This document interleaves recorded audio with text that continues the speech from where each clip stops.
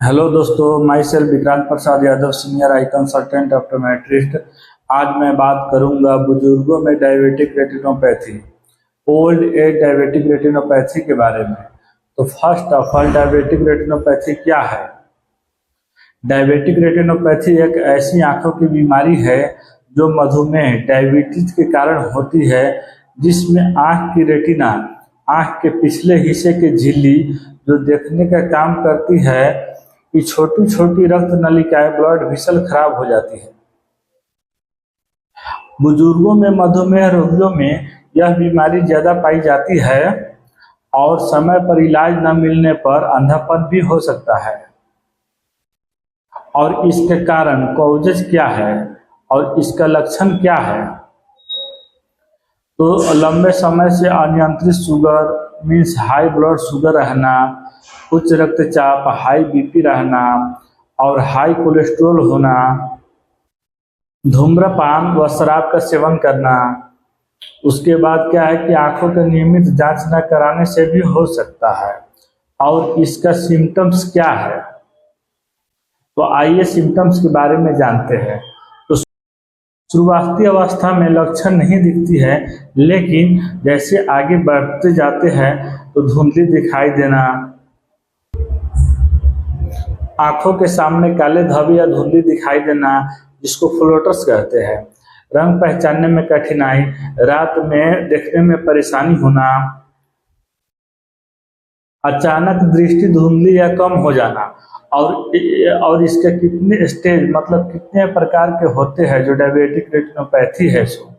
तो फर्स्ट में आता है नॉन प्रोलिफरेटिव डायबिटिक रेटिनोपैथी, जिसको शॉर्ट फॉर्म में NPDR भी कहते हैं। शुरुआती अवस्था जिसमें छोटी रक्त नलिकाएं सूज जाती है और लीकेज होने लगता है। दूसरे नंबर पे आते हैं प्रोलिफरेटिव डायबिटिक रेटिनोपैथी, जिसको शॉर्ट फॉर्म में PDR भी बोलते हैं। एक गंभीर अवस्था जिसमें नई असामान्य रक्त नलिकाएं बनती है, जिससे खून बहना और रेटिना डिटैचमेंट भी हो सकता है। और इसका उपचार मतलब इसका ट्रीटमेंट क्या क्या होगा? तो फर्स्ट आप लोगों को करना क्या है कि अपना जो ब्लड शुगर है उसको कंट्रोल करना है, BP है उसको कंट्रोल करना है। उसके बाद में हाई जो कोलेस्ट्रॉल है, कोलेस्ट्रॉल को भी कंट्रोल करना है।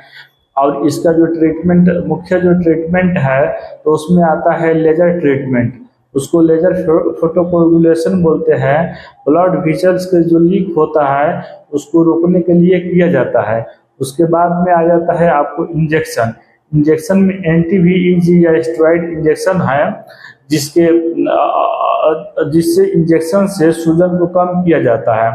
उसके बाद आता है सर्जरी, जिसको वेक्टरटोमी बोलते हैं। वेक्टरटोमी मोस्टली क्या होता है, जब आँख के अंदर खून जम जाए या रेटिना खींच जाता है तो उसको ठीक करने के लिए किया जाता है।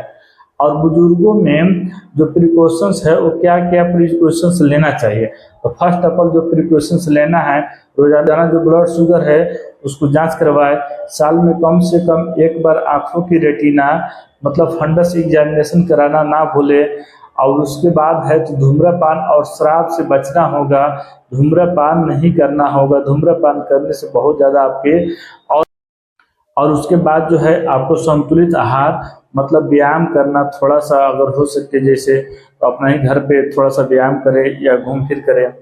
और उसके बाद जो है डॉक्टर के सलाह के बिना कोई भी घरेलू नुस्खा जो आँखों में नहीं डालना चाहिए।